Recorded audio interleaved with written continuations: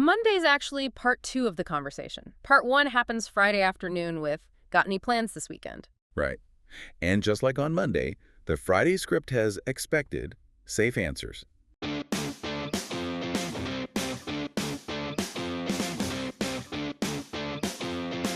Okay, so picture the scene. It's Monday morning, maybe, I don't know, 8:55 a.m. The caffeine hasn't even hit your bloodstream yet. You're technically in the building, or maybe you've just logged onto Slack, but your brain, Uh-huh. your brain is still back in bed. Oh, I know this feeling so well. It's the booting up phase. You're, like, physically present, but the operating system hasn't fully loaded. Exactly, you are buffering. And before you can even sit down or open your email or just mentally prepare for the day, 3 different people hit you with the exact same 4 words. How was your weekend? How was your weekend? And for most of us, I think, the internal reaction isn't excitement. It isn't, oh, great, I can't wait to share my narrative. It is pure, unadulterated panic. It really is. It triggers this immediate, like, fight or flight response. You start spiraling, right? You're thinking, wait, do they actually want to know? Should I tell them about the 3 hours I spent trying to unclog the kitchen sink? Or that I binged an entire season of a show I'm frankly embarrassed about? Right? You just freeze. You're trying to access data that you've already archived from, 12 hours ago. And here is the central tension we are unpacking today. You think this question is a request for data. You think your coworker wants a report. But that is not what's happening at all, is it? And getting that wrong is the root cause of so much workplace anxiety. It absolutely is. This isn't an interrogation. It's a ritual. And today, we are going to decode what we're calling the Monday script. We're going to look at the sociology behind why this interaction even exists, how to master it, and how to make sure you never feel that awkward panic again. I love this because it seems so small. It's literally small talk, but it carries so much weight in the office. It's actually a really complex piece of, like, cultural coding. So let's start with the definition. If this isn't a question about my weekend, then what is, there's actually a linguistics term for this that it just explains it perfectly. It's called phatic communication. Phatic communication. That is such a good concept to have in your back pocket. Right. It essentially means speech where the content doesn't matter, but the function does. So when a coworker asks, how was your weekend? They are using this mechanism to do 3 things. Acknowledge you exist, signal they're not hostile, and this is a critical one, ease the transition from human mode to worker mode. That transition piece is fascinating. It's like a psychological airlock between your personal life and your work life. Yes. Think about it. You can't just walk in off the street and immediately start demanding spreadsheets. That feels robotic. It's aggressive. It creates friction. Exactly. This little ritual says, I see you as a person, not just a unit of production. Now that we've established that, let's both get to work. It's a verbal handshake. But I think where people get tripped up, and I'm definitely guilty of this, is feeling like it's fake. I mean, if the content doesn't matter, aren't we just performing? Well, to some extent, yes. But the idea is that the performance is the connection. To really get this, I think we need to hear it in action. I want to do a little role play. Okay, let's do it. I'll be the coworker starting the script. You be the employee who knows exactly how to play the game. You're a master of the Monday script. Got it. I am locked in. Worker mode activated. All right. Hey, how was your weekend? Hey. Good. Busy but good. How was yours? Pretty good. Relaxed. Ready for Monday. And fencing. That was it. That felt incredibly short. I mean, did we even say anything of substance? We didn't exchange data, no. But we satisfied the ritual. And that took, what, maybe 15 seconds? Max. Maybe less. And that is the whole point. We established that we're both humans who exist outside this office. We validated each other's presence. And now we are, like, socially cleared to talk about the Q3 projections. The goal isn't depth. It's efficiency plus connection.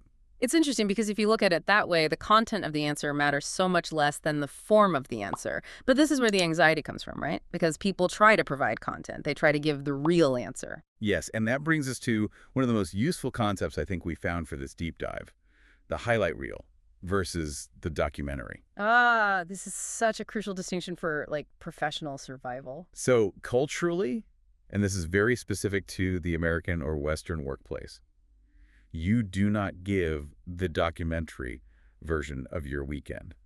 The documentary is the raw footage. It's, sleeping until noon, doom scrolling on your phone for 2 hours, feeling vaguely anxious. Right. The stuff that actually makes up 90% of human existence, the unedited footage. Exactly. Yeah. But in the office, you never share the documentary. You share the highlight reel. You engage in what sociologists call impression management. You edit reality for the social context. I think we need to demonstrate the failure mode here. Yeah. Because seeing the wrong way really helps you understand why the right way is so necessary. I agree. Let's do the wrong way. I want you to play the oversharer. You're the person who missed the memo about the highlight reel. Okay, I'm channeling that energy. I'm ready to be completely unfiltered. So how was your weekend? Well, honestly, Saturday started okay. I woke up around 8 because I had this idea to make buttermilk pancakes from scratch, not a mix. But then I realized I was out of milk, so I had to run to the store. Then when I got back, I decided to vacuum. But the dog has been shedding like crazy, so the vacuum got all clogged. And I spent 40 minutes with a butter knife trying to get the hair out. And then my mother-in-law called. Okay, stop. Stop right there. Too much. I am physically backing away from the microphone. It's painful. It really is. It just sucks the air out of the room. And here's why. I didn't sign up for a timeline. I didn't ask for a minute-by-minute breakdown. By giving me the documentary, you've trapped me in a conversation I did not want to have. You've taken a 15-second ritual and turned it into a hostage situation. And you've totally broken the efficiency rule. We are well past the acceptable time limit now. Exactly. But there is another way people get this wrong, and it's arguably worse than the boring timeline. Yeah. It's the too honest or the depressing answer. Well, the emotional dump. Yeah, the trauma dump strategy. Let me try that one. Ask you again. How was your weekend? Honestly, I literally didn't leave my couch. I ate dry cereal for every single meal. I watched a whole season of bad TV and just felt terrible about myself. Or, something like terrible. I fought with my partner all Sunday and my back is killing me. Oof. See, now I just feel awkward. I don't know where to look. Right, because what are you supposed to say to that? Cool, see you at the meeting at 10. That is the problem. It creates a social obligation. If you tell me your weekend was terrible, I, as a human being, feel like I have to try and fix it or comfort you. But it's Monday morning at 9 a.m. I cannot fix your back pain or your relationship issues right now. I have emails to answer. So you've essentially handed someone this heavy emotional burden that they aren't equipped to carry in that specific setting. Precisely. It's a violation of the context. So the question becomes, how do you take that lazy weekend, the one where you did nothing but eat cereal, and make it acceptable for the script? Because we don't want to encourage lying. Right? Yeah. No, authenticity is still important, but it seems like it's all about the spin. You don't lie, you elevate the language. Right. Instead of, I did nothing and rotted on a couch, you say, it was pretty low-key, just relaxed at home. Low-key. That is the magic word. It is. Relaxed, quiet, recharging. Yeah. These are all positive ways to say, I did absolutely nothing. It isn't lying. It's editing. You are curating the experience for public consumption. Okay, I'm with you on the answer. Keep it brief, keep it positive. But this raises an important question about the other half of the equation. Can I play devil's advocate for a second? Go for it. We've talked about how I should answer, but what about asking back? Because the script says you must ask back. How was yours? Or, and you? Yes, that is completely non-negotiable. What if I honestly don't care? I mean, what if I really genuinely do not care how their weekend was? Am I still on the hook to ask? Yes, 1,000 times yes. But why? If we're just being efficient, why prolong the interaction? Because not asking back is a social failure. It breaks the loop. If I ask you and you answer and then you just stop talking, the silence is so loud. It signals, I only answered you to satisfy the ritual, but I do not care about you enough to return the serve. Ouch. Yeah, when you put it that way, it comes off as incredibly cold, almost narcissistic. It's almost aggressive in its indifference. The reciprocity is the price of admission. Even if you don't care about the answer, you have to ask the question to maintain the social fabric. It's just the cost of doing business in a human workplace. Okay, so we have to ask, but does the answer I give change based on who is asking? Surely I don't give the same answer to the guy I see in the break room once a month versus my actual work best friend. That is a great point. And this breaks down into what you could call levels of detail. Think of it like a security clearance. Not everyone has top secret access to your life. Okay, walk me through the levels. Level 1. Level 1 is the casual coworker. You're passing them in the hall or grabbing coffee. This is the drive-by. The goal is zero friction. Good. Yours. That's it. And you do not stop walking. Got it. Keep moving. Okay, level 2. Level 2 is the work friend, someone you actually like. Maybe you have lunch with them sometimes. Here, you offer one specific detail, just one. My kid had a soccer game, or we tried that new brunch place downtown. Just enough to show a little personality, but not enough to derail the entire morning. Exactly. It adds a little color. Mhm. And then you have level 3, the close work friend. This is the person you text outside of work hours. With them, the ritual is pretty much suspended. So the normal rules don't apply. Right. With them, you can actually say, honestly, it was rough. Can I vent? But that is a very small, very trusted circle. The danger is confusing a level 2 with a level 3. Right, and that's where the oversharer comes from. They treat everyone like a level 3. Fatal. Do not vent to a level 2. But there is a level even above all of these, the boss level. Oh, right. What if the CEO or your direct supervisor asks you? That feels like it has much higher stakes. It does. The boss version is very specific. It's actually a kind of mini performance review. I assume I was hungover is probably not the right answer here. Definitely not. And neither is complaining. Do not complain to the boss about your weekend. The boss wants to hear that you are rested and ready to produce value for the company. So it's purely performative. It's reassuring. A good answer to the boss is great. It was really refreshing. I'm ready to tackle the week. Ready to tackle the week. That's the key phrase, isn't it? You're signaling, I am energized and I am about to make you money. Exactly. You are signaling competence and readiness. You're showing them that your time off was restorative, not draining. I want to pivot slightly because there's another element to this whole timeline that I found really insightful. We focus so much on Monday, but the ritual actually starts on Friday. Yes, the Friday bookend. Monday's actually part 2 of the conversation. Part 1 happens Friday afternoon with, got any plans this weekend? Right. And just like on Monday, the Friday script has expected, safe answers. Not much, just relaxing or some family stuff. And if you say family stuff on Friday, it sets up the Monday question perfectly. It gives them something to latch on to. Hey, how is the family stuff? It's a closed loop. The Friday question opens the door, and the Monday question closes it. It's actually kind of beautiful when you see the structure of it. It creates a narrative continuity between coworkers. It creates a sense of shared time. But let's get into the messy reality, because sometimes Monday morning rolls around and I genuinely cannot remember what I did. I have total weekend amnesia. Oh, the I don't remember problem. This happens to me all the time. Yeah. Someone asks, and my mind just goes completely blank. I know I existed for 48 hours, but I have no proof. So what do? Do you just stand there blinking? No. You use defaults. There are some great fallback options that work even if you have zero memory of your actions. Okay, give me a few. I need these. First, the weather default. Finally got some sun, or good, stayed out of the rain. It's universally applicable. Safe, boring, but safe. I like it. Second, the rest default. Quiet, just what I needed. This implies you did nothing, but it frames it as a conscious health choice. Smart. It makes you sound disciplined about your rest and recovery. And third, the vague positive.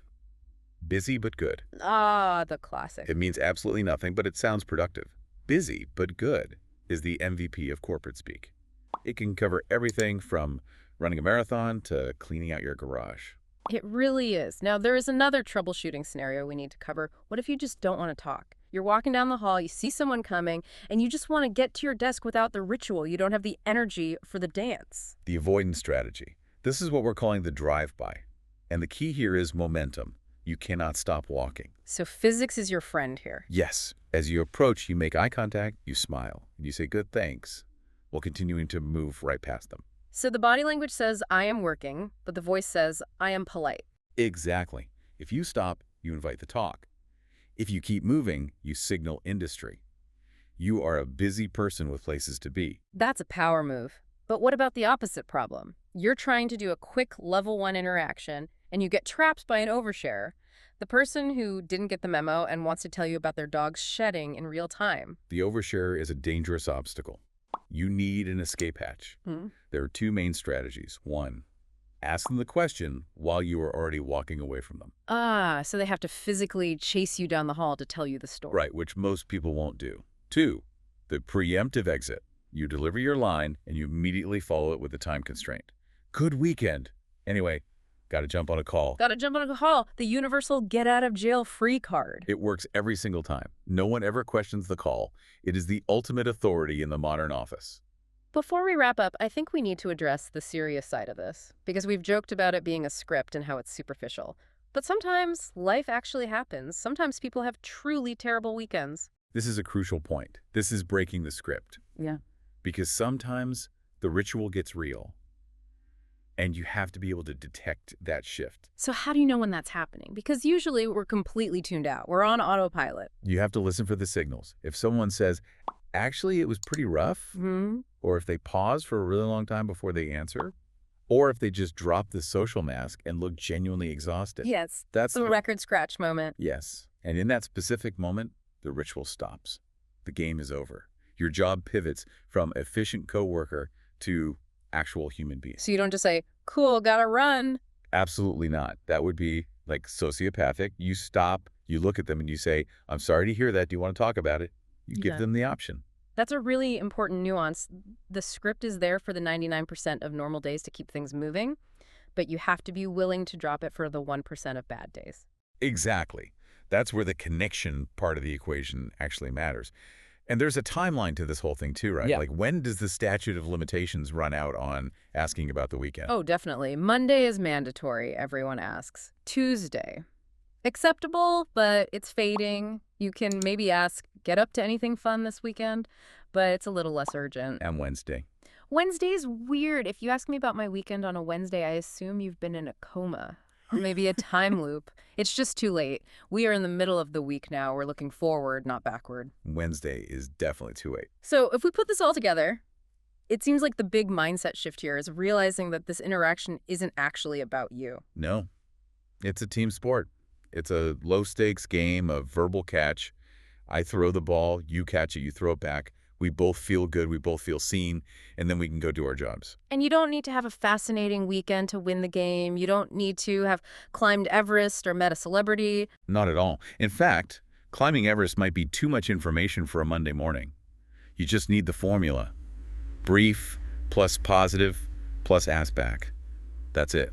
It's funny because there is one other little ritual that I think is the only exception to the positivity rule. Oh, are you talking about the Monday misery bonding? Yes, the Monday's ritual. That is the only time negativity is socially acceptable.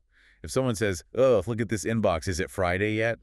You're absolutely allowed to agree. It's bonding over the shared struggle, the case of the Mondays. It's safe negativity because it's directed at the work, not at your life. Exactly. But don't bring that energy to the how was your weekend question. Keep that one shiny and polished. Got it. Highlight reel for the weekend, shared misery for the Monday morning feeling. Perfect. So here's your mission for next Monday. When you walk in or log in and that first person asks you the question, don't panic. Don't recount your plumbing disasters. Just access your highlight reel. Give them the 15-second trailer of your life. Good. Relaxed. How's yours? And just notice how much lighter the whole interaction feels when you treat it as a ritual instead of a confession. Exactly. Master the script, and you master the morning. Thanks for diving in with us. Have a good one.